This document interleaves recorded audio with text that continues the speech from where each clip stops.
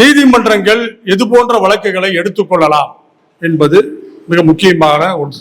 இந்த civil procedure கோடு என்று சொல்லுகின்ற இந்த சிபிசி என்பதன் அடிப்படையில் தான் கீழமை நீதிமன்றங்களில் வழக்குகள் நடைபெறுகின்றன. அது எந்த வழக்காக இருந்தாலும் சரி, சிவில் சார்ந்த வழக்குகள் இந்த சிபிசியின் அடிப்படையில் நடைபெறுகிறது. ஆனா இந்த திருப்புறம் குன்றம் பிரச்சனை என்பது சிவில் உரிமை சார்ந்த பிரச்சனை அல்ல. ஏற்கனவே ஒரு உச்சியிலே தீபம் எரிந்து கொண்டே இருக்கிறது. அது எந்த சிக்கலும் இல்லை. அதை எரிய வைப்பது என்பது இந்து அறநிலையத்துறை. சார், உயர் நீதிமன்றத்தில் எப்படி வழக்கு போட முடியும்? எப்பொழுது ஒரு உயர் நீதிமன்றத்திலே வழக்கு போட முடியும்? Article 226 of the constitution. ஒரு உயர் நீதிமன்றமானது இந்த மாதத்தில் விளக்கெரிக்க வைக்கலாம், அந்த மாதத்தில் விளைவிக்க வேண்டும், இந்த மாதத்தில் போய் நீங்கள் விளக்கெரிய வைக்க வேண்டும் என்று சொல்ல முடியாது. இது சட்ட ரீதியான ஒரு பிரச்சனை. அப்போ அடிப்படையில் நம்பர் செய்ய முடியாத ஒரு வழக்கு. இந்த வழக்கை ஒரு கற்றறிந்த நீதிபதி, குறைந்தபட்சம் கொஞ்சம் சட்டம் தெரிந்த ஒரு நீதிபதி இந்த வழக்கை ஒரு வழக்காக ஏற்றுக்கொள்ள முடியாது, ரிட்டர்ன் போட வேண்டிய ஒரு வழக்கு. வலிந்து ஒரு வழக்கானது எந்த நீதிபதியின் முன்னால் மேல்முறையீடு செய்ய வேண்டும் என்பதை போன்ற வழிவகைகள் செய்யப்படுகிறது. வலிந்து அந்த வழக்கில் அதற்கான எல்லா வசதிகளும் செய்யப்படுகிறது. இது ரொம்ப ரொம்ப ஆபத்தான ஒன்று. ஒரு டிஸ்பியூட் வருகிறது. உங்களுக்கு ஏற்கனவே இஸ்லாமியர்களை பற்றி ஒரு பார்வை இருக்கிறது, கிறிஸ்துவர்களை பற்றி ஒரு பார்வை இருக்கிறது, இந்துக்களை பற்றி வேறொரு பார்வை இருக்கிறது. எனவே நீங்கள் இந்த வழக்கை நடத்தாதீர்கள் என்று பல முறை வழக்குரைஞர்கள் நீதிமன்றத்தில் சொல்லியும் கூட இல்லை இல்லை நான் தான் நடத்துவேன், அதை சொல்ல நீங்கள் யார், எனக்கு தெரியாதா என்று ஒரு நீதிபதி சொல்கிறார் என்றால் இது அவருடைய சுயமரியாதைக்கு ஏற்பட்ட இலக்கு.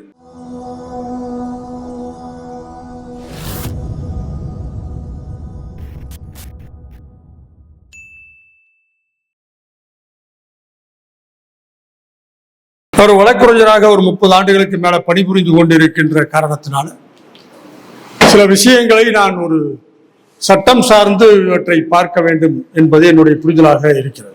இந்த புத்தகத்தில் இல்லை, இந்த பிரச்சனை சார்ந்த விஷயம்.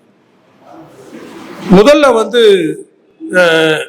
நீதிமன்றங்கள் எது போன்ற வழக்குகளை எடுத்துக்கொள்ளலாம் என்பது மிக முக்கியமான ஒன்று. சாதாரணமாக ஒரு சிவில் வழக்குகள் இருக்கிற எல்லாத்துக்குமே தெரியும், ஒரு லேண்ட் டிஸ்பியூட் வருது, வேறு பிரச்சனைகள் வருகிறது. கீழமை நீதிமன்றங்கள்ல நாம ஒரு வழக்கை நடத்துவதற்கு சிவில் ப்ரொசீஜர் கோட் என்ற ஒன்று இருக்கிறது. இந்த சிவில் ப்ரொசீஜர் கோட் என்று சொல்லுகின்ற இந்த சிபிசி என்பதன் அடிப்படையில் தான் கீழமை நீதிமன்றங்களில் வழக்குகள் நடைபெறுகின்றன. அது எந்த வழக்காக இருந்தாலும் சரி, சிவில் சார்ந்த வழக்குகள் இந்த சிபிசியின் அடிப்படையில் நடைபெறுகிறது. இந்த சிபிசி என்று சொல்லுகின்ற அந்த சட்டத்தில் பிரிவு 9 என்று ஒன்று இருக்கிறது. அது ரெஸ் ஜுடிகேட்டா என்ற ஒன்றை சொல்கிறது. ரெஸ் ஜுடிகேட்டா என்றால் என்னவென்றால் முன்தீர்ப்பு தடை என்று அதற்கு பெயர். அது ஒரு லத்தீன் வார்த்தை. முன்தீர்ப்பு தடை என்றால் என்னவென்றால் ஏற்கனவே இதே போன்ற வழக்கு ஒன்று நடைபெற்றுக் கொண்டிருந்து ஏற்கனவே முடிந்துவிட்டது என்று சொன்னால் பின்வரும் எதிர்காலத்தில் ஒரு 10 ஆண்டுகள் கழித்து 15 ஆண்டுகள் கழித்து ஒருவர் மீண்டும் அதே பிரச்சனைக்காக மீண்டும் வழக்கு போட முடியாது. அது முன் தீர்ப்பு தடை. அப்படி போடுவது என்பது வழக்காக ஏற்றுக்கொள்ள முடியாது என்று ஒன்று இருக்கிறது. அதை பற்றி புத்தகத்தில் கூட சொல்லப்பட்டிருக்கு ஒரு இடத்துல. நான் அந்த பிரச்சனைக்கு போகவில்லை. அதே சட்டத்தில் பிரிவு 9 இன்னொரு பிரிவு இருக்கிறது, ஒரு விளக்கம் இருக்கிறது. நீங்கள் ஒரு மதம் சார்ந்த சடங்குக்காக நீதிமன்றத்தில் வழக்கு போட முடியாது. சிபிசி அது தடையாக இருக்கிறது. ரிச்சுவல் செரிமனி என்று சொல்லுகின்ற இவற்றிற்காக நீங்கள் வழக்குகளை போட முடியாது. உதாரணமாக மாரியம்மன் கோவிலில் முதலில் எனக்குத்தான் திருநீர் வழங்க வேண்டும், என்னுடைய பங்காளிக்கு திருநீர் வழங்கக்கூடாது என்று சொல்லி ஒருவர் வழக்கு போடுகிறார் என்று சொன்னால் அதை ஒரு வழக்காக ஒரு நீதிபதி அதை ஏற்றுக்கொள்கிறார், அதை நம்பர் செய்கிறார் என்று சொன்னால் அந்த நபர் நீதிபதியாக இருக்கவே ஒரு அடிப்படையிலே ஒரு சட்டப்படி பிரச்சனையானவர் என்ற ஒரு பொருள் இருக்கிறது. ஏனென்றால் இது போன்ற வழக்குகளை நீதிமன்றத்திற்கு கொண்டு வரக்கூடாது. அது expressly bar section 9 of the CPC என்று சொல்லுகின்றார்கள். உதாரணமாக ஒரு மாரியம்மன் கோயிலில் இதே போல திருநீர் எனக்குத்தான் கட்ட வேண்டும் என்று சொல்லி 2 தரப்பினர் ஒரு வழக்குகளை போட்டு மிகப்பெரிய சண்டை போட்டு கடைசியில் அது மரணத்தில் போய் அது கொலையில் போய் முடிந்து அந்த வழக்குகளை நானும் என்னுடைய சீனியரும் நடத்தி அதுல ஒரு ஆளை காப்பாற்றி விட்டோம், அந்த ஆள் இன்னைக்கு சட்டமன்ற உறுப்பினராக இருக்கிறார். அது ஒரு வேற கதை. நாங்கள் என்ன பேசிக்கொண்டோம் என்றால், ஒரு சாதாரணமாக ஒரு நம்பர் செய்யவே முடியாத ஒரு வழக்கு அது கோர்ட்ல நம்பர் ஆகி வாத பிரதிவாதங்கள் நடந்து அதுல கொலையில போய் முடிஞ்சு கிரிமினல் கேஸா மாறி இப்படி நடந்தது என்று நாங்கள் பேசிக்கொண்டோம். அப்படிப்பட்ட ஒரு வழக்கு தான் இந்த திருப்பரங்குன்ற வழக்கு. அடிப்படையிலே ஒரு நம்பரே செய்ய முடியாத ஒரு வழக்கு.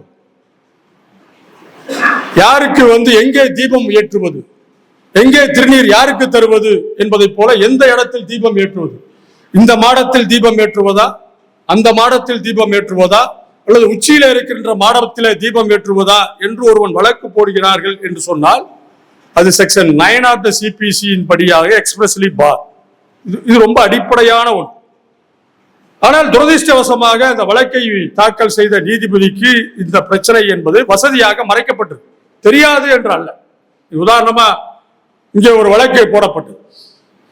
இங்கே ஒரு பாதிரியாருக்கு எதிராக ஒரு பாதிரியார் போராடுகிறார். கருமத்தம்பட்டியில மருத்துவக் கல்லூரி கட்டுவதற்காக ஒரு 50 ஏக்கர் நிலம் என்பது வாங்கப்பட்டது. அந்த நிலத்தை பின்னால் வந்த பாதிரியார்கள் அதை தங்கள் இஷ்டம் போல கூட்டு சேர்ந்து அதை அழித்து வித்தெறிந்து விடுகிறார்கள். அதில் ஒரு பாதிரியார், மனசாட்சி உள்ள பாதிரியார், அதற்கு எதிராக போராடுகிறார். அப்படி போராடுகின்ற பொழுது அவரை சபையிலிருந்து நீக்குகிறார். அவர் வறுமையில் வாடிக்கொண்டிருக்கிறார். அந்த சில பேர் என்ன செய்கிறார்கள் என்றால், எங்கள் பாதிரியாருக்கு நன்மை பெற வேண்டும் என்று பிரார்த்தனை செய்ய வேண்டும் என்று ஒரு கோரிக்கை வைக்கிறார்கள். அந்த கோரிக்கை வைக்கின்ற பொழுது உடனே அவர்கள் அதை மறுக்கிறார்கள். உடனே அது வழக்காக மாறுகிறது. நீதிபதி கேட்டார், நீங்கள் எப்படி போட முடியும் இப்படி ஒரு வழக்கை, பிரார்த்தனை வைக்க வேண்டும் என்று சொல்லி எப்படி நீங்கள் வழக்கு போட முடியும், செக்ஷன் 9 என்பது தடையாக இருக்கிறது என்று அந்த நீதிபதிக்கு தெரிந்திருக்கு. நாங்கள் சொன்னோம், இது சிவில் உரிமை சார்ந்த விஷயம். சிவில் உரிமை சார்ந்த விஷயம் வருகின்ற பொழுது நீதிமன்றத்திற்கு வரலாம், அதில் தடை ஒன்றும் இல்லை. சடங்கு சார்ந்த விஷயம் இல்லை. நான் ஒரு ஒடுக்கப்பட்ட சமூகத்திலிருந்து பிறந்தவன். நான் வந்தால் மட்டும் எனக்கு பூஜை செய்ய மாட்டேன் என்கிறார்கள், நான் வந்தால் மட்டும் எனக்கு திருநீர் தர மாட்டேன் என்கிறார்கள் என்று சொன்னால் இது செக்ஷன் 9 வருகின்ற பிரச்சனை அல்ல, சடங்கு சார்ந்த பிரச்சனை அல்ல, என்னுடைய சிவில் உரிமை சார்ந்த பிரச்சனை. எங்கே என்னுடைய சிவில் உரிமை மறுக்கப்படுகிறதோ அப்பொழுது நான் அந்த சடங்குக்கு எதிராக வழக்கு போட முடியும். இது ஒரு ரொம்ப தெளிவான ஒன்று. ஆனா இந்த திருப்பரங்குன்றம் பிரச்சனை என்பது சிவில் உரிமை சார்ந்த பிரச்சனை அல்ல. ஏற்கனவே ஒரு உச்சியிலே தீபம் எரிந்து கொண்டே இருக்கிறது, அது எந்த சிக்கலும் இல்லை. அதை எரிய வைப்பது என்பது இந்து அறநிலையத்துறை. சார், உயர் நீதிமன்றத்தில் எப்படி வழக்கு போட முடியும்? எப்பொழுது ஒரு உயர் நீதிமன்றத்திலே வழக்கு போட முடியும்?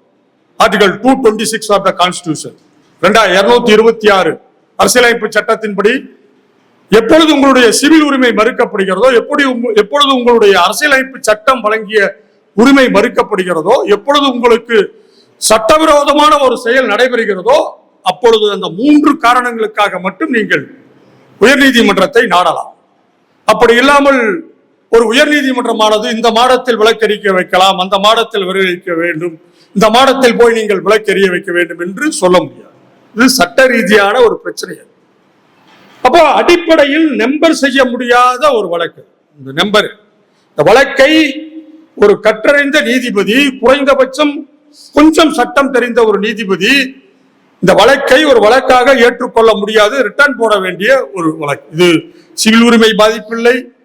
இந்த வழக்கு என்பது அரசியலமைப்பு சட்டத்திற்கு எதிரான உரிமைகள் பாதிக்கப்படவில்லை. ஏனென்றால் வழக்கு போட்ட அந்த வழக்கை தாக்கல் செய்த ரவிக்குமார் என்று சொல்பவர் தனக்கு அரசியலமைப்பு சட்ட உரிமையோ வழிபாட்டு உரிமையோ மறுக்கப்பட்டதாக அவர் ஒன்றும் வழக்கு போடவில்லை. அவருடைய வழக்கு என்பது, அவருடைய மனு என்பது பொதுவான ஒரு மனு. மலையிலே தீபம் ஏற்ற வேண்டும் என்கின்ற ஒரு வழக்கு. ஏற்கனவே இந்து அறநிலையத்துறை மலையிலே தீபம் ஏற்றிக் கொண்டுதான் இருக்கிறோம் என்று சொன்னா அந்த வழக்கு என்பது முடிந்துவிடும். தெரியாமல் நம்பர் செய்தாலும் கூட அந்த வழக்கு முடிக்கப்பட்டிருக்க வேண்டிய ஒரு வழக்கு. ஆனால் நண்பர்களே, இது வெறுமனே சட்டம் தெரியாத பிரச்சனையால் எழுந்த ஒன்று அல்ல. தேர்தல் வருகின்ற நேரங்களில், தேர்தல் வருகின்ற பொழுது பொது எதிரியை கட்டமைக்க வேண்டும். அப்பொழுதுதான் தேர்தலிலே யாராவது ஒருவரை காட்ட வேண்டும். பொது எதிரியாக காலங்காலமாக இஸ்லாமியர்களை கட்டமைத்து அதன் மூலமாக அரசியல் செய்வது என்பது எல்லா தேர்தலிலும் நடந்து கொண்டே இருக்கும், ஏதோ ஒரு வகையில் நடந்து கொண்டே இருக்கும். ஒரு தேர்தல் வருகின்ற பொழுது அங்கே மக்களை கொள்வார்கள், குண்டு வைப்பார்கள். உடனே அதையெல்லாம் அவர்கள் போய் சொல்வார்கள். அதன் மூலமாக நாடு முழுவதும் வெற்றிகளை பெறுவார்கள். பொதுவான ஒரு எதிரியை காட்ட வேண்டும். உங்களுக்கு பசி அடிக்கிறது என்று சொன்னால், உங்களுக்கு சாப்பிடுவதற்கு எதுவும் இல்லை, உங்களுக்கு வேலை இல்லை, உங்களுடைய ஏதேனும் பிரச்சனை வருகிறது என்று சொன்னால், உங்களுடைய பிரச்சனைக்கான தீர்வுகளை களைவதற்கு பதிலாக அவர்கள் சொல்வார்கள், உனக்கு ஏன் பசி எடுக்கிறது என்று சொன்னால், இதோ இங்கே இஸ்லாமியன் இருக்கிறான், இவன் தான் பசி எடுப்பதற்கு காரணமாக இருக்கிறான். உன் வீட்டிலே பிரச்சனை இருக்கிறதா, இங்கே ஒரு இஸ்லாமியன் இருக்கிறான், அவனுடைய எல்லா பிரச்சனைக்கும் இவர்கள் தான் காரணம். இந்த நாட்டிலே இருக்கிற வேலையின்மை, இந்த நாட்டிலே இருக்கின்ற வறுமை, இந்த நாட்டிலே இருக்கின்ற அனைத்து பிரச்சனைகளுக்கும் ஒரு பொது எதிரியை காட்டி அதன் மூலமாக ஒரு ஜோம்பிகளாக மாற்றப்பட்ட ஒரு சமூகமாக நாம் மாறிக்கொண்டே இருக்கிறோம். நம்முடைய பிரச்சனைக்கான தீர்வுகள் எங்கே இருக்கிறது என்பதை நாம் சிந்திக்க விடாமல் ஒரு சமூகத்தை செய்து கடந்து செல்கின்ற ஒன்றை நாம் பார்க்கிறோம். இந்த வழக்கை நான் முதலிலிருந்தே பார்க்கின்ற பொழுது ஒரு பெரிய பிரச்சனை வருகிறது. இது இங்கு மட்டும் வருவதல்ல. நீங்க பாத்தீங்கன்னா தை பண்டிகை வருகின்ற பொழுது முந்தைய நாள் சங்கராந்தி தினம் என்று வரும். சின்ன வயசுல நாங்கெல்லாம் இருக்கின்ற பொழுது என்னுடைய பாட்டி எல்லாம் பேசிக்கொள்வார்கள், இன்றைய தினம் சங்கராந்தி எதன் மீது வந்தது என்று பேசிக்கொள்வார்கள். சில வருடங்கள் அது நாய் மீது வரும், சில வருடங்கள் அது பன்னி மீது வரும். நாய் மீது வந்தால் அந்த வருடம் நாய்கள் நிறைய செத்து போகும், பன்னி மீது வந்தால் அந்த வருடம் நிறைய பன்றிகள் செத்து போகும் என்ற ஒரு நம்பிக்கை சங்கராந்தி என்று சொல்வது. இந்த பஞ்சாங்கத்தில் பார்த்தீர்கள் என்று சொன்னால் அந்த சங்கராந்தி என்ற கடவுள் ஏதேனும் ஒரு விலங்கின் மீது வருவதை போல இருக்கும். சில சமயம் அது மனிதர்கள் மீதும் வரும். ஆனால் எனக்கு தெரிந்து 2014 இருந்து சங்கராந்தி வருடம் நீதிமன்றத்தின் மீது வந்திருக்கிறது. எனவே நீதிமன்றங்களும் நீதியும் செத்துப்போய் கொண்டிருப்பதாக நாங்கள் நம்புகிறோம். 2014 இருந்து ஒரு தொடர்ச்சியான தாக்குதல் என்பது நீதியின் மூலமாக நடைபெற்றுக் கொண்டிருக்கிறது. இந்த நாட்டில் 2 விஷயங்கள் சட்டங்களாக இருக்கும். ஒன்று சட்டமன்றத்தில் அல்லது பாராளுமன்றத்தில் நிறைவேற்றப்படுகின்ற தீர்மானங்கள் சட்டம், மற்றொன்று உயர் நீதிமன்றம் உச்ச நீதிமன்றத்தினுடைய தீர்ப்புகளும் சட்டம். இவை 2 வகையான சட்டங்கள் இருக்கிறது. ஒரு சட்டத்தை நிறைவேற்றுவதற்கு மெஜாரிட்டி வேண்டும். அந்த சட்டம் 2 அவையிலும் அது மாற்றப்பட வேண்டும், அல்லது கீழே சட்டமன்றத்தில் நிறைவேற்றப்படும் ஆனால் அது ஜனாதிபதியினுடைய ஒப்புதலை பெற வேண்டும். இது ஒரு பெரிய சிரமமான வேலைகள், அதற்கு நமக்கு நிறைய சக்திகள் தேவை. ஆனால் நீதிமன்றத்தின் மூலமாக நிறைவேற்றப்படுகின்ற சட்டங்கள் என்பதற்கு அது போன்ற சக்திகள் தேவை.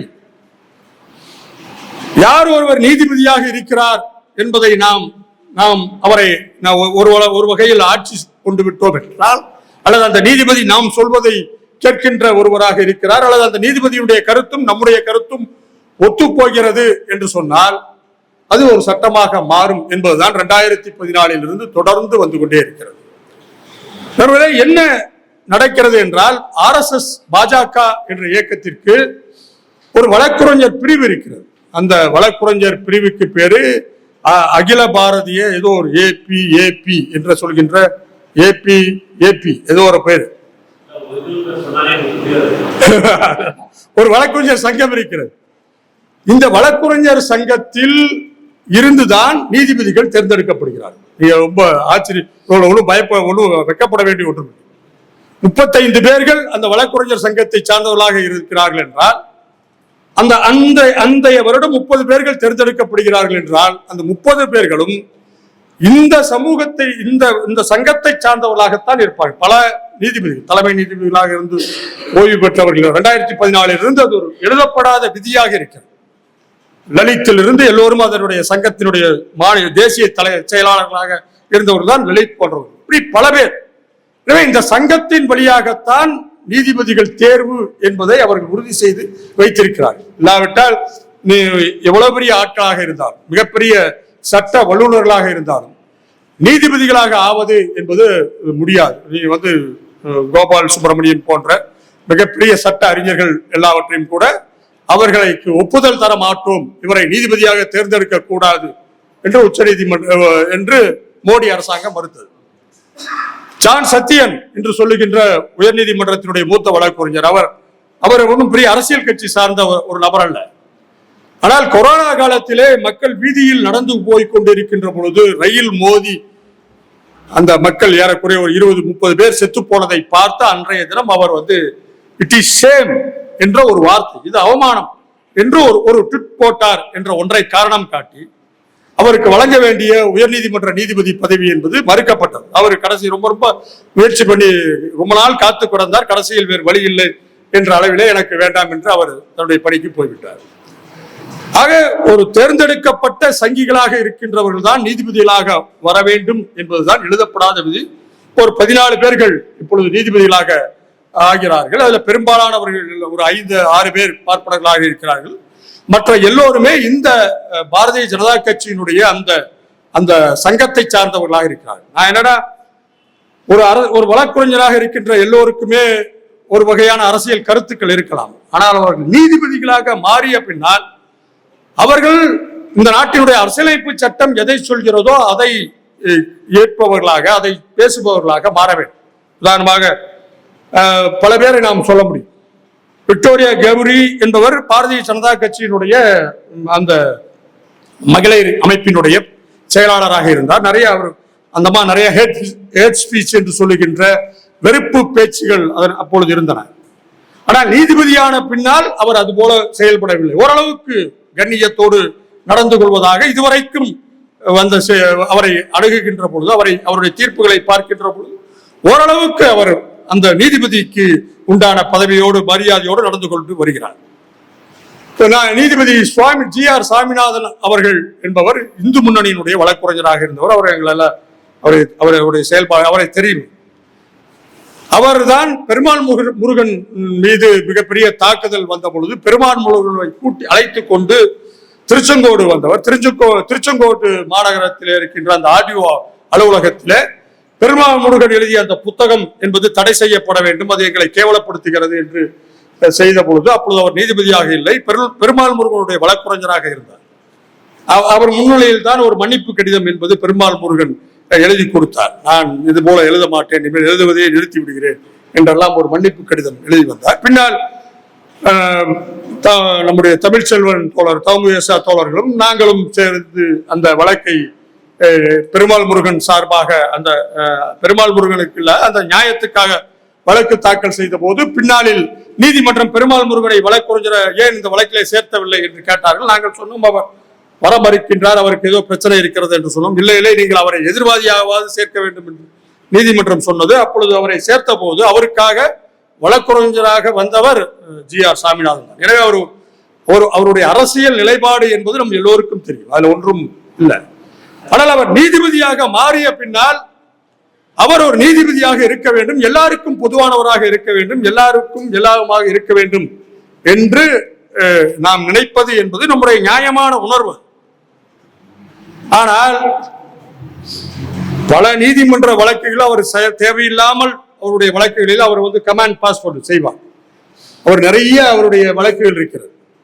நிறைய வழக்குகளில் கிறிஸ்துவர்களை பற்றி இழிவாக கமாண்ட் செய்வதும் கிறிஸ்டியன் என்று சொல்லி தாழ்த்தப்பட்ட மக்களில் இருந்து இருந்தவர்கள் கிறிஸ்துவ மதத்தை வழிபாடு நடத்துகின்ற பொழுது அல்லது பெயரை வைத்துக் கொண்டிருக்கின்ற பொழுது அவர்களை கிறிஸ்டியன் என்ற ஒரு வார்த்தையை பயன்படுத்தி அவர்களை இழிவுபடுத்துவார்.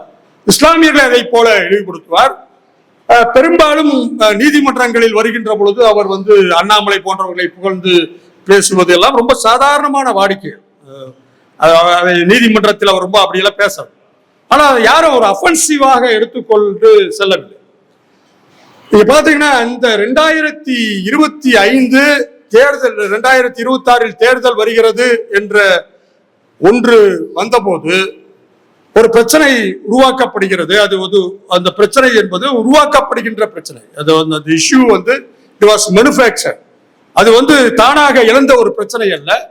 அது முருகர் மாநாடு என்று நடத்துவதிலிருந்து அந்த பிரச்சனையை அவர்கள் இந்த ஆண்டு துவங்குகிறார். ஏன்னா அடுத்த ஆண்டு தேர்தல் வர வேண்டி இருக்கிறது. தேர்தலை எதிர்கொள்வதற்கான மக்கள் சக்தி அவரிடம் இல்லை. எனவே அவர்கள் என்ன செய்வது என்றால் ஏதேனும் ஒரு புது பிரச்சனையை உருவாக்க வேண்டும். நண்பர்களே, நாடு முழுவதும் எங்கெல்லாம் இஸ்லாமிய தர்காக்களும் இஸ்லாமிய கோவில்களும் இந்து கோவில்களும் அருகருகே இருக்கிறதோ அந்த எல்லா இடத்திலும் ஒரு இராணுவ மயமாக்கப்பட்ட இடமாக அது மாற்றப்பட்டிருக்கு. உதாரணமா நீங்க உத்தரப்பிரதேசத்துல அந்த மதுரா மதுரா போனீங்க அப்படின்னா அந்த தர்காவும் அந்த அந்த மசூதியும் அந்த கோயிலும் பக்கம் பக்கமா இருக்கும். ஒரே காம்பவுண்ட், ஒட்ட மாதிரி காம்பவுண்ட். நீங்க பாத்தீங்கன்னா இண்டஸ்ட்ரியல் செக்யூரிட்டி போர்ஸ் கொடுத்து சுத்திலையும் முள்ளு கம்பியா போடப்பட்டு அந்த இடத்துல போறதே வந்து ஒரு அச்சம் தருகின்ற ஒன்றாக அதை மாற்றி இருப்பார்கள். மதுராவில் இருக்கிற அந்த கோயில் நீங்க போய் பாத்தீங்கன்னா இதுல வந்து ஒரு தர்கா இருக்கு சிக்மகளூர்ல. சிக்மகளூருக்குள்ள தர்கா என்பது சுஃபி தர்கா. 16ஆம் நூற்றாண்டுல சுஃபி பாபு கிரி ஏதோ ஒரு பேர், அது பேர் பாபு பூதான் கிரி அது என்பது அதனுடைய பெயர். அந்த சிக்மகளூர் இருக்கிற அந்த இடத்தை அவர்கள் என்ன செய்தார்கள் என்றால் இந்த தர்காவை இடிக்க வேண்டும். ஏனென்றால் இந்த தர்கா என்பது தத்தாச்சாரியாவினுடைய கோவிலை இடித்து கட்டப்பட்டது என்று சொல்லி அங்கே ஒரு பிரச்சனையை உருவாக்கி கொண்டிருக்கிறார்கள். அது எப்போ வேண்டுமானாலும் அவர்களுடைய அரசியல் செல்வாக்கு அங்கு எங்கெல்லாம் எப்பொழுதெல்லாம் குறைகிறதோ அப்பொழுது அந்த தர்காவை அவர்கள் தூக்கிக் கொள்வார்கள். இப்ப எல்லா இடத்தையும் ஒரு டிஸ்பியூட்டட் சைட் என்று அதை மாற்றுவது என்பது அவருடைய மிக முக்கியமான வேலையாக இருக்கிறது. இந்த வழக்கை பொறுத்தளவு 2000 பாத்தீங்கன்னா தீபம் ஏற்றுவதற்கு முன்னால் இருந்து அந்த 2 மாதத்திற்கு முன்னால் டிசம்பர் மாதம் தீபம் ஏற்றுகின்ற நாள் வருகிறது. 2025 அக்டோபர் மாதம் ஒரு வழக்கு தாக்கல் செய்யப்படுகிறது. இந்த வழக்கு என்பது ரொம்ப சாதாரண வழக்கு. ராம ரவிக்குமார் தாக்கல் செய்த வழக்கு என்பது பெரிய, அதுல எந்த தகவலும் இல்லாத ஒரு பொதுவான ஒரு வழக்கு. மேலே தீபம் ஏற்ற வேண்டும். இந்த வழக்கு தாக்கல் செய்த பொழுது அது ஒரு இன்சபிஷியன்ட் மெட்டீரியலாக இருக்கிறது என்ற உடனே அந்த வழக்கை ஸ்ட்ரென்தன் செய்வதற்காக மீண்டும் 2 வழக்குகள் தாக்கல் செய்யப்படுகிறது. நிறைய விவரங்களோடு. விவரங்கள் என்று சொல்வது என்னன்னு பாத்தீங்கன்னா, ஏற்கனவே இந்த இடத்தை முதல் அவர் தாக்கல் செய்த வழக்கு என்பது செரிமனி சார்ந்த வழக்கு, தீபம் ஏற்ற வேண்டும் என்று. ஆனால் மற்ற 2 பேர்கள் தாக்கல் செய்த வழக்கு என்னவென்றால், அது வெறும் செரிமனி சார்ந்த வழக்காக இருந்தால் அதை ஒரு காலத்தில் ஒரு மனசாட்சியுள்ள நீதிபதி அதை வேறு கட்சியை சார்ந்தவனா இருந்தா கூட அதை அடிச்சு எரிஞ்சிருவான் என்பதற்காக டிஸ்பியூட், எங்களுக்கு சொந்தமான இடம் என்று சொல்லி லேண்ட் டிஸ்பியூட்டா அதை கன்வெர்ட் பண்ணுவதற்கான முயற்சி எடுத்து 2 வழக்குகள் தாக்கல் செய்யப்படுகிறது. அந்த வழக்கு ராம ரவிக்குமார் வழக்கிலே நீதிபதி GR சாமிநாதன் தீர்ப்பை எழுதுகின்ற பொழுது அந்த வழக்கை வாதாடிய அந்த 2 பின்னாடி தாக்கல் செய்த அந்த இந்து முன்னணி இயக்கத்தை சார்ந்த வழக்குரைஞர்கள் ஒண்ட வந்த பிடாடி ஊர் பிடாடியை விரட்டியதை போல என்று இஸ்லாமிய தர்காக்களை குறிப்பிட்டு சொல்வதாக ஒன்று புத்தகத்தில் சுஜாதா குறிப்பிட்டிருக்கிறார் வாதத்தின் போது.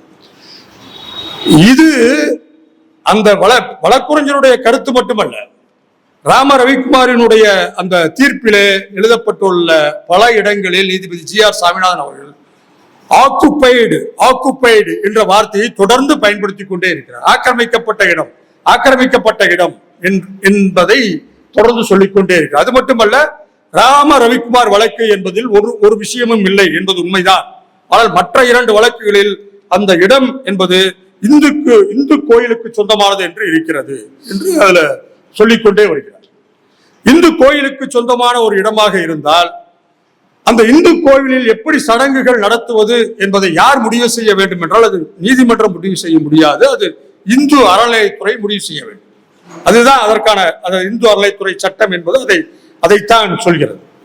ஆனால் நீதிபதிகள் ஒருபடி மேலே போய் இந்து அறநிலையத்துறை இடத்தை அவர் என்ன செய்கிறார் என்றால் ஒரு டிஸ்பியூட்டட் சைட்டாக அதை ஒரு தீபத்தூண் இருக்கு, அந்த லாங்டன், அதை தீபத்தூண் சொல்றாரு.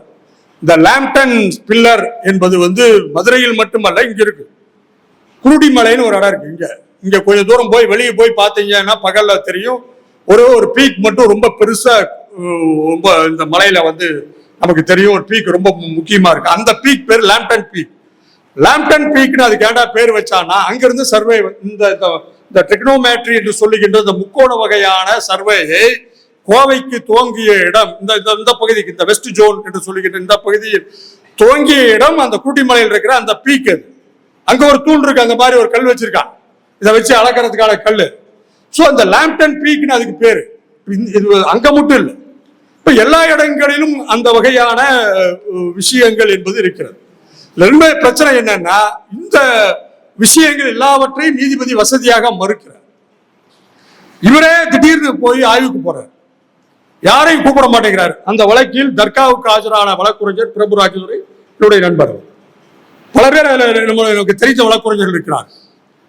அவர்கள் சொல்கிறார்கள், நீங்க ஒரு ஆய்வுக்கு போகிறீர்கள் என்று சொன்னால் வாதியையும் பிரதிவாதியும் அழைத்து செல்ல வேண்டும்.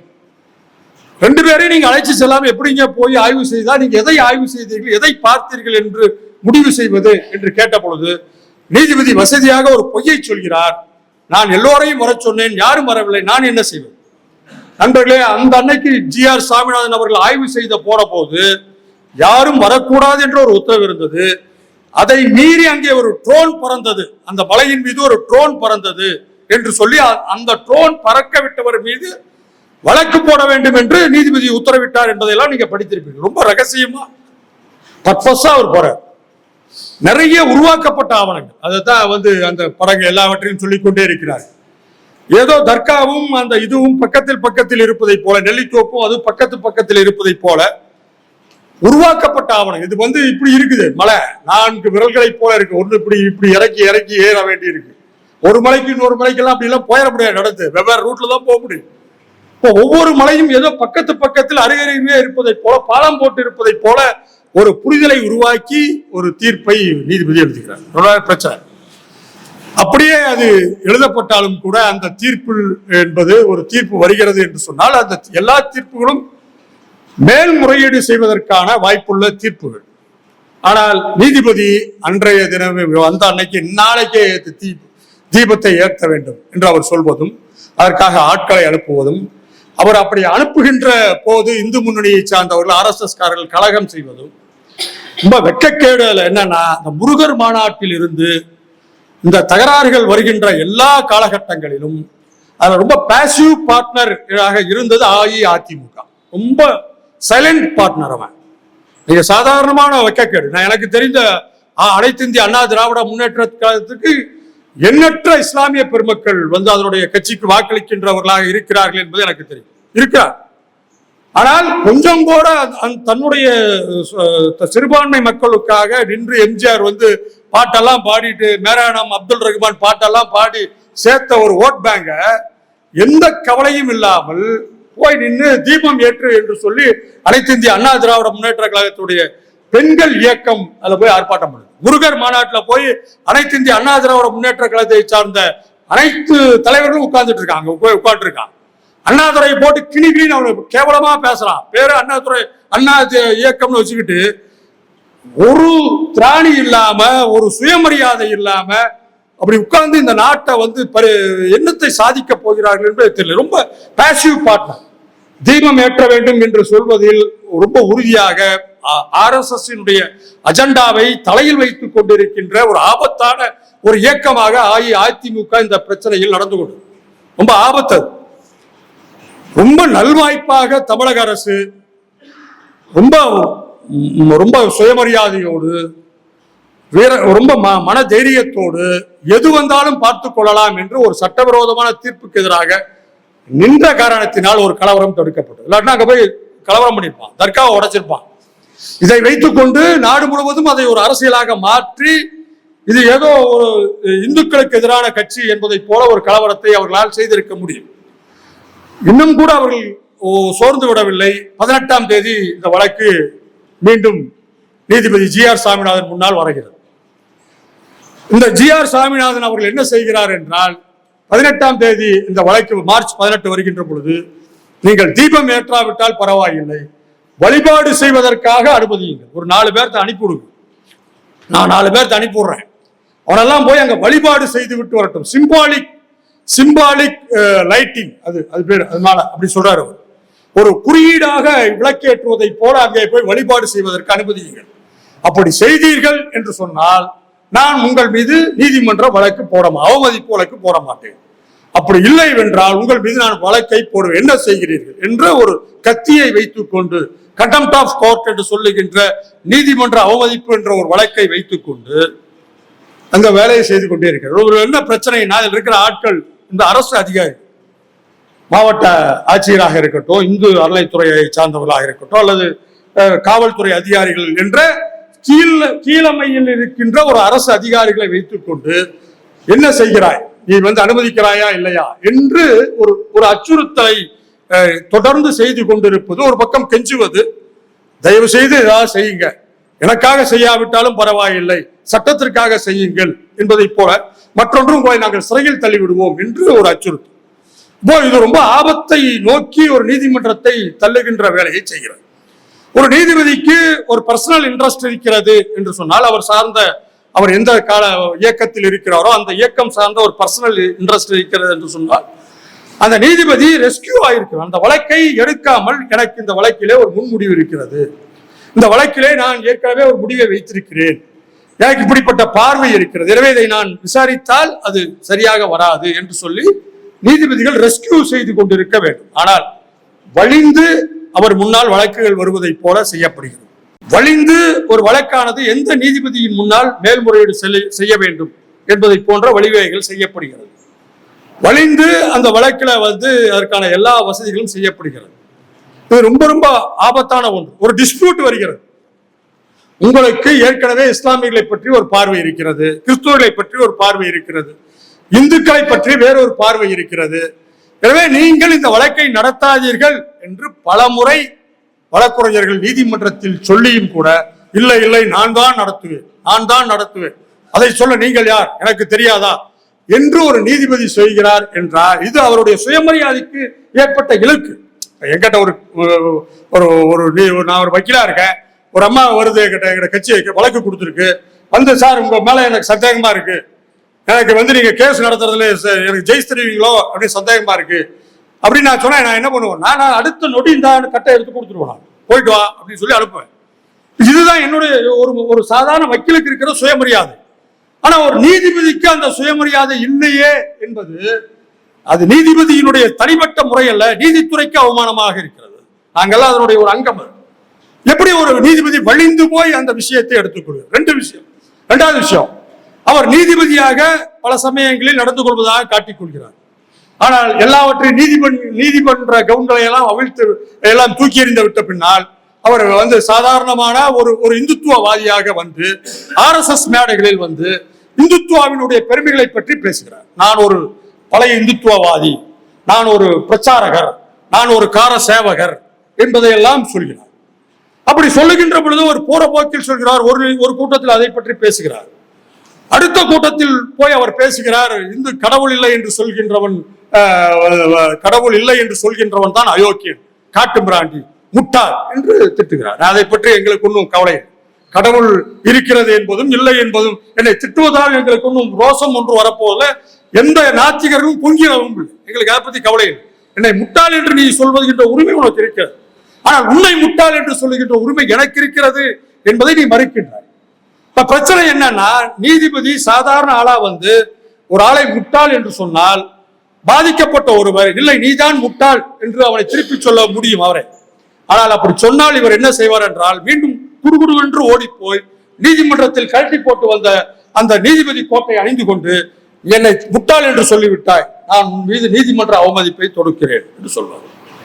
நீதிக்கு தெருவிற்கு வா, சண்டை போடலாம் என்று அழைப்பார். உடனே நீங்க சண்டைக்கு போனீர்கள் என்று சொன்னால், நான் யார் தெரியுமா, நான் நீதிபதி, என்னிடம் அவமதியாக பேசுகிறாய். இதுதான் நடந்துட்டு இருக்கு. இந்த ஹைட் அண்ட் சீக் என்று சொல்லுகின்ற இந்த பிடித்து ஒரு பக்கம் போய் நின்று அடிக்கிறது, கண்டபடி பேசுறது. நீங்கள் அவரோடு சண்டையிட்டீர்கள் என்று சொன்னால் உடனே நான் நீதிபதி என்ற ஆயுதத்தை எடுத்துக்கொள்வோம். இது இந்த கர்ணன் கவச குண்டலத்தை எடுத்துக்கொண்டே வருவதை போன்ற ஒன்று. சாதாரணமா அதெல்லாம் எல்லாம் கழட்டி வச்சுட்டு வருவாரு. கொஞ்ச நேரம் போய் நீங்க அவர்கிட்ட சண்டைக்கு போனீங்கன்னா கவச குண்டலத்தை மாட்டிக்குவார். இதுதான் அங்க நடந்து கொண்டே இருக்கிறது. இப்போ தொடர்ந்து நடந்து கொண்டிருக்கு நீதிமன்ற அவமதிப்பு என்று ஒன்று நடந்து கொண்டிருக்கு. ஒன்றை சொல்லி நான் முடிக்க ஆசைப்படுறேன். தோழர் பேசுவார், எனக்கு பின்னால் விரிவாக அவர் பேசுவார். ரெண்டு விஷயங்கள். இந்த நீதிமன்ற அவமதிப்பை கண்டு நாம் அரசு அதிகாரிகளாக இருக்கட்டும், அரசியல் கட்சி தலைவர்களாக இருக்கட்டும், நாம ரொம்ப பயந்துட்டு இருக்க வேண்டிய அவசியம் இல்லை. என்ன பண்ணிடுவாங்க, நம்ம தூக்கில தொங்கி விட்டுருவாங்க. நீ மிஞ்சி போனீங்கன்னா ஒரு 3 வருஷம் என்னை ஜெயில வச்சிருப்ப, மேக்சிமம் தண்டனை அதுதான். அதுக்கு மேல என்ன பண்ணிட முடியும்? இல்லை பெரிய ஜெயிலுக்கு அது போகாதவனுக்கு தான் ஜெயில் ரொம்ப பெருசா பயமா இருக்கு. ஜெயிலை பார்த்து வந்தவனுக்கு ஜெயில் என்ன பெரிய விஷயமா இருக்கு? அது ஒன்றும் பெருசா இருக்க.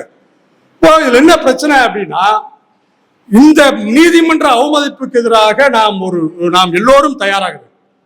நீங்க அதுக்கு பயந்து கொண்டு இருந்து பேசுவதை நிறுத்துவது என்பதெல்லாம் இதுதான் அவர்களுக்கு ரொம்ப ரொம்ப அவங்களுக்கு ஆக்சிஜனே அதுதான். நீங்க அவரை கண்டு பயந்துக்கிறீங்க பாத்தீங்களா, ஜட்ஜுன்னு கண்டு வந்து கண்டதை வந்து பேசிட்டு இருக்காரு. ஒரு போட்டோ பின்னாடி இருக்கு.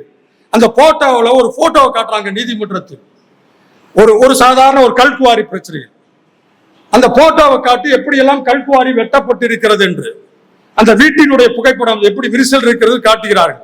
அந்த வீட்டில் ஒரு போட்டோ இருக்கிறது. அந்த அந்த அந்த வீட்டின் சுவரில் அண்ணாமலையினுடைய போஸ்டர் மாட்டப்பட்டிருக்கிறது. அவர் அண்ணாமலை எல்லா ஊர்லயும் போய் கேலண்டர் கொடுத்திருக்காரு. உடனே நீதிபதி அதை பார்க்கிறார். ஆஹா, எனக்கு பிடித்த தலைவர் ஐயா இவர் போட்டோவை நீ மாற்றி இருக்கிறாய், உனக்காக நான் ஸ்டே தர தயாராக இருக்கிறேன் என்று உடனே அந்த சொல்றாரு. லெவலா அந்த வக்கீல் அதை வாங்கிட்டு வந்திருக்கலாம். அந்த ஆள் என்ன சொல்றாரு, இல்லையா ஊர் முழுக்க கொடுத்துட்டு போயிருக்கான் அண்ணாமலை, அதை மாட்டி வச்சிருக்காங்க. ஒன்னும் அந்த அண்ணாமலை கட்சிக்காரங்களான்னு தெரியலீங்க அப்படின்னு. எனக்கு பிடிச்ச தலைவர்னு கொடுக்கலான்னு பார்த்தேன், நீ இப்படி சொல்லிட்டாலும் உனக்கு ஸ்டே இல்லை போ என்று சொல்ல. இதை சொன்ன நீதிபதி யார் என்பது உங்களுக்கு இந்த அளவுக்கு உயர் நீதிமன்றத்தில் அவருடைய நடத்துகின்ற நீதிமன்றம் என்பது அவ்வளவு தரத்தோடு நடந்து கொண்டிருக்கிறது என்பதை புரிந்து கொள்ள வேண்டும். இப்ப நீதிமன்ற அவமதிப்பு வழக்கு என்பதை ஒரு கருவியாக, ஒரு ஆயுதமாக நம் மீது ஏவுகின்ற ஒன்று, அதன் மூலமாக சைலன்ஸ் ஆகின்ற, அமைதியாகி போகின்ற ஒரு பொது சமூகத்தை அவர் மிரட்டிக்கொண்டே இருக்கிறார். நாம் எதிர்த்து நின்று பேச வேண்டியிருக்கு. நீ ஒன்னா நீதிபதியார், நீ இல்லாட்டி அரசியல்வாதியார். RSS பிரச்சாரனாயிரு, நான் RSS பிரச்சாரத்தை எப்படி பேசுறது என்று எனக்கு தெரியும். நீதிபதியாரு, நீதிபதி வேலையை மட்டும் செய்ய, நீதிபதிகிட்ட எப்படி ஒரு வக்கீலா பேசுறது என்பது நமக்கு தெரியும். அங்கிருந்து ஒடியாந்து இந்த பக்கம் RSS காரனா மாறிடுறேன், இங்கிருந்து ஒடியாந்து அங்க போய் நீதிபதியா மாறிக்கிறேன். என்ன ஒரு பண்பாடு என்று தெரியும். இந்த மண்ணில் நீதிமன்றத்திற்கு எதிராக வழக்காடிய பெரியாரினுடைய நீதிமன்ற அவமதிப்பு வழக்கை சொல்லி நான் என்னுடைய பேச்சை முடிக்கிறேன். 1957 ஒன்றுபட்ட திருச்சி மாவட்டத்தில் இருந்து SR ஒரு கலெக்டர், ஒரு தாழ்த்தப்பட்ட, ஒரு ஒடுக்கப்பட்ட சமூகத்தை சார்ந்த ஒரு கலெக்டர். அந்த கலெக்டர் வந்து ஒரு நரிக்குறவர்களுக்கு இடம் எடுத்து தந்து என்ற ஒரு பிரச்சனை வருகிறது. பெரம்பலூர் பக்கம் நரிக்குறவர்களுக்கு, பெரம்பூர் பக்கம் நரிக்குறவர்களுக்கு லேண்ட் அக்வயர் பண்ணி அவர்களுக்கு பட்டா தருவதற்கான முயற்சியில் அந்த கலெக்டர் ஈடுபடுகிறார். பாதிக்கப்பட்ட அந்த நிலத்துக்காரன் வந்து ஹைகோர்ட்டு போறான். ஹைகோர்ட்டில் 2 நீதிபதிகள் இருக்கிறார்கள். அவர்கள் ஒருத்தர் பேரு ராஜமன்னார், இன்னொரு ஆள் பேரு பஞ்சாபிகேஷ் ஐயர். 2 பேரும் பார்ப்பன சமூகத்தை சார்ந்தவர். உடனே அவர்கள் என்ன செய்கிறார்கள் என்றால், இந்த மாவட்ட ஆட்சியரை தாழ்த்தப்பட்டவர் என்ற காரணத்தை மனதில் கொண்டு, இவர் வந்து மாவட்ட ஆட்சியராகவே இருக்க லாய்க்கு இல்லாத ஒரு மனுஷன், இந்த மாதிரியான ஆளை இருக்கக்கூடாது, பதவியிலே வைக்கக்கூடாது என்று கண்டபடி திட்டி ஒரு அந்த மாவட்ட ஆட்சியர் போட்ட உத்தரவை ரத்து செய்கிறார். இதற்கு எதிராக தந்தை பெரியார் அவர்கள் தன்னுடைய விடுதலை நாளேட்டில் ஒரு தலையங்கத்தை எழுதுகிறார். அந்த தலையங்கத்தில் அவர் வந்து சொல்றாரு, இந்த பாப்பா நீதிபதி 2 பேர் வந்து உட்கார்ந்துக்கிட்டு ஒரு தாழ்த்தப்பட்டவர் வந்து நீதிபதியா வந்தவரை வந்து இவ்வளவு கேவலமா பேசுறதை வந்து நம்ம ஏத்துக்கவே முடியாது என்று சொல்லி ஒரு தலையங்கம் எழுதுவது மட்டுமல்ல, திருச்சியில் ஒரு கூட்டம் போட்டு அதை பற்றி பேசுகிறார். உடனே அவர்கள் போய் பெரியாரின் மீது நீதிமன்ற அவமதிப்பு வழக்கு என்று ஒன்றை போடுகிறார். அந்த வழக்கில் பெரியார் அவர்கள் 30 பக்கம் ஒன்றை இந்த நீதிமன்ற அவமதிப்புக்கு எதிரான பதிலை எழுதி கொண்டு போய் சென்னை உயர் நீதிமன்றத்தில் அவர் பேசுகிறார். அது ரொம்ப முக்கியமான ஒரு உரை. அந்த உரையில் அவர் என்ன சொல்கிறார் என்றால், பார்ப்பனர்களிடம் எங்களை போன்ற சூத்திரர்களுக்கு எந்த நீதியும் கிடைக்காது, நீங்கள் எப்பொழுதுமே உங்களுடைய சாதியை பாதுகாத்துக் கொள்வதிலேயே தயாராக இருக்கிறீர்கள், உங்களுடைய சிந்தனை முழுவதும் பொது சமூகத்திற்கான சிந்தனையாக இல்லை என்பதை பற்றி அவர் ரொம்ப விரிவாக அதை பற்றி பேசுகிறார். ஒன்னு சொல்றார், பார்ப்பனர்கள் நீதிபதியாக இருக்கின்ற நீதிமன்றம் என்பது புலிகள் வாழும் காடு, அங்க போய் சண்டை போடணும் அப்படின்னா புலி வந்து என்னை பிராண்டத்தான் செய்யும், புலி பிராண்டது என்று பயந்து கொண்டு நான் இருந்தால் புலியோடு எப்படி சண்டை போடுவது? எனவே எனக்கு நான் எழுதிய கட்டுரை என்பது, நான் எழுதியது சரியானது, நான் பேசியது சரியானது, எனக்கு எந்த தயக்கமும் இல்லை. ஆனால் ஒன்றை சொல்லிக் கொள்கிறேன், அந்த RS மன்னார் அந்த மாவட்ட ஆட்சியரின் பேர் நினைக்கிறேன், மன்னார் மலையப்பன், அவரை நான் வாழ்க்கையில பார்த்ததே இல்லை. அதே போல இந்த 2 நீதிபதிகளுக்கு எனக்கு பங்கு பாவை, அவன் பங்காளி கிடையாது, நீங்க 2 பேரும், உங்களை நான் வாழ்க்கையில் எப்பொழுதும் சந்தித்ததே இல்லை. எனவே நான் என்னுடைய கருத்தை சொல்கிறேன் என்று சொன்னார். அதுல நீதிமன்றம் அதுல 2 பேர் அதுல வந்து அக்யூஸ்ட். விடுதலையினுடைய ஆசிரியராக இருந்த மணியம்மை அதுல வந்து ஒரு 1வது அக்யூஸ்ட். அந்த கட்டுரை எழுதிய பெரியார் அவர்கள் 1வது குற்றவாளி, மணியம்மை 2வது குற்றவாளி. பெரியாருக்கு 100 ரூபாய் அபராதம் விதிக்கப்பட்டது, மணியம்மைக்கு எந்த அபராதம் விதிக்காமல் அவர் விடுதலை செய்யப்படுகிறார். இதுதான் என்ன பண்ணிட முடியும்? பெரியாரை பிடிச்சி 6 மாசம் ஜெயில வை அப்படின்னா பெரியார் என்ன பயந்து போயிட்டாரா? எதிர்த்து அநீதிக்கு எதிராக பேசுவது என்பது என்னவென்றால் அது நீதிமன்றத்தையும் அரசியலமைப்பு சட்டத்தையும் பாதுகாப்பு.